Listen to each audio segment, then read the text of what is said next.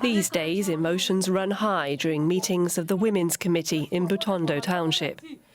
Fear in the community is palpable.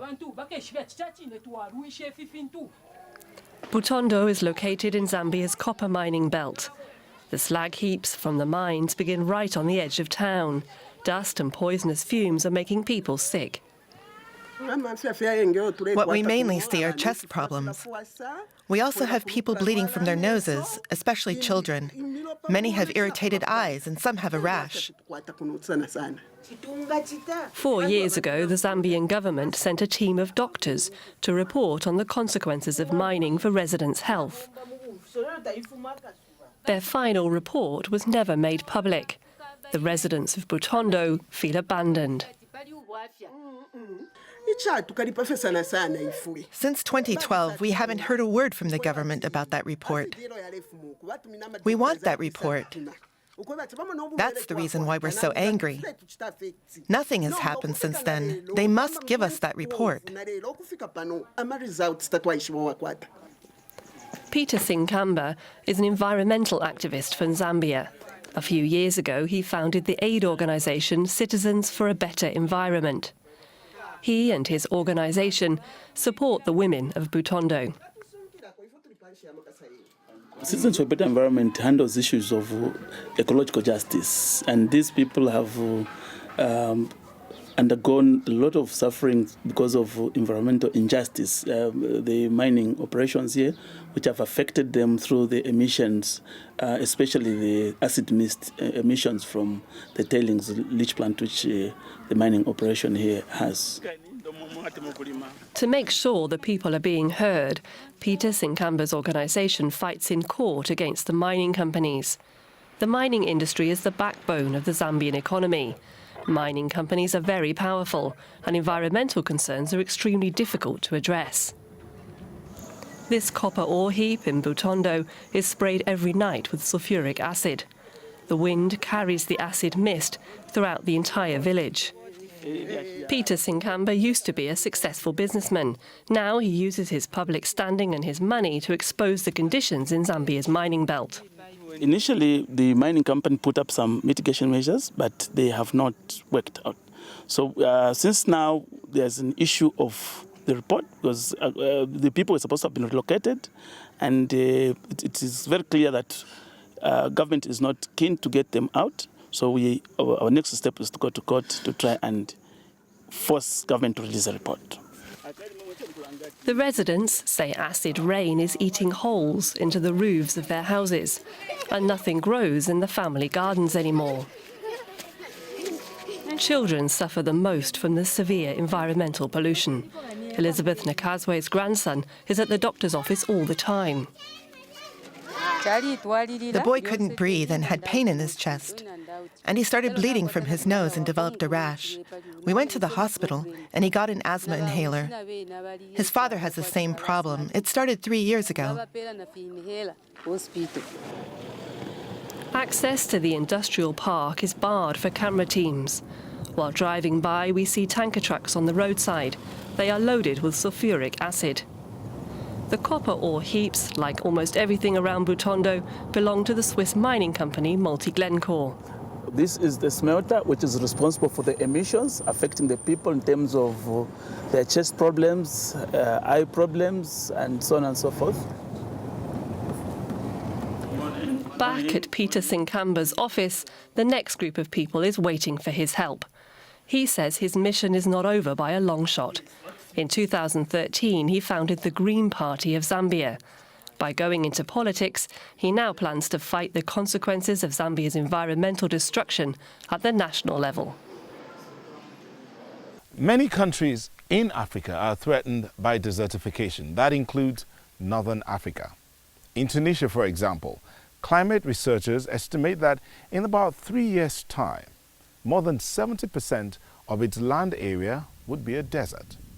Well, a young woman has set up a social enterprise designed to stop that by promoting reforestation. It's called Acacia for All. Take a look at this great idea.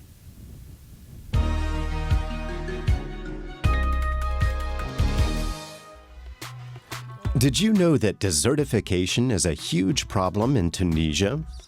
Traditionally, many farmers here grow almonds and olives, which need lots of water. But because of climate change, water is becoming scarce, and many communities are growing poorer. Sarah Toomey wanted to change that. She founded the initiative Acacias for All that plants trees. Acacias need very little water and enhance the quality of the soil. That way, acacias prevent the desert from spreading. They also provide a new source of income for farmers because the trees produce gum arabic that farmers can sell on international markets. So far, the initiative has planted over 10,000 acacia trees and plans to plant millions more in the Maghreb. Do you like that? If you're also doing your bit, tell us about it. Visit our website or send us a tweet. #DoingYourBit. We share your stories. Now we'll go from the arid desert to the ocean. What a relief, you might say. But our next destination, Northern Europe, is a lot colder than it is here. Joy, would you prefer to be here or there?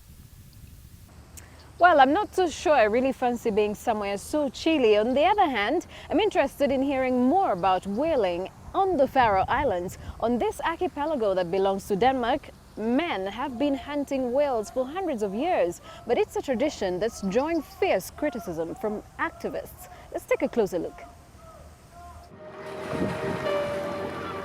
It's a good day to go out fishing. One of the few sunny days in the Faroe Islands out in the North Atlantic. For 20 years, Andreas Nugigård worked as a fisherman. Now fishing for cod is just a hobby for him. There aren't enough left to make a living from it. Andreas only catches them to feed his family and to enjoy being out in nature. He cites much the same reasons to explain why the Faroese still hunt whales. It is special because if you look around us, we see birds here and the whales we don't see any whales now, but the whales. This animal are living free and we just take them out and eat it. They are not raised up like a farm in Europe when you have cow and pigs and everything, chicken and everything. You raise it up and on purpose kill it. But the nature take care of it and you take it out of the nature. The ship in the distance is one the Faroese know very well. It's the Brigitte Bardot from the Sea Shepherd Conservation Society. The crew are activists. They're here to prevent the annual whale slaughter if they can. They see the tradition as obsolete and unnecessary, even if the pilot whale isn't endangered. We have nothing against Faroe people. We are against the killing of the marine animals because it's not necessary anymore. I mean, the locals, they keep on insisting that they need to kill to live, to sustain themselves. They need the food. Images like these disgust conservationists around the world. A bay red with the blood of slaughtered whales. Near Kvarnesund, villagers in boats drive the whales up to the shore, where specially trained lancers are waiting to kill them. You want to have a beef on the table, some animal have to be killed. If it's in a slaughterhouse or it's in this public slaughterhouse, it doesn't make any difference. But the public slaughterhouse isn't actually accessible to members of the public. The Danish Navy and police dinghies keep the Sea Shepherd activists at a distance. Even as the whales are heaved onto the dock, the police are there to push back a small group of activists and spectators. Most of the police officers have come from Denmark as reinforcements. Their job is to stop the protesters from stopping the killing. Last year, Sea Shepherd was able to interfere with the Grind, and they were actually able to drive pots away without being seen or without being, the locals get them so they could kill them. So the government here must have clearly have all their heads together, and they have thought about this, and they've thought about what can we do to stop sea shepherd. This time it took both the police and the Navy to stop the activists. A couple of hours after the hunt, the coordinator shows up with a list showing who gets how much meat from the whales. Andreas Nugegård also gets a share. The villagers get down to work, stripping off layers of blubber to get to the precious meat. Almost every part of the whale is used.